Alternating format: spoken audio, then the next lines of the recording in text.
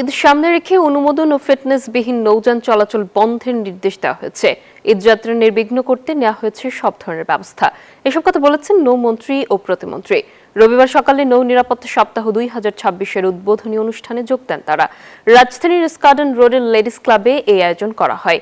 নৌমন্ত্রী শেখ রবিউল আলম বলেন, এই খাত এগিয়ে নিতে সংশ্লিষ্ট সবার মাঝে মেধা, ধৈর্য ও ত্যাগের মনোভাব প্রয়োজন, যার কোনোই বিকল্প নেই।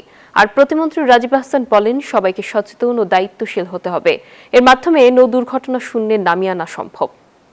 ঈদযাত্রা এবং পরবর্তীতে সারা বছরের নৌযাত্রা, নৌয়ের নিরাপত্তা, যাত্রীদের নিরাপত্তা, যানের নিরাপত্তা, নৌযান, এটা আমরা যাদের জায়গা থেকে শতভাগ চেষ্টা করে প্রতিষ্ঠিত করব।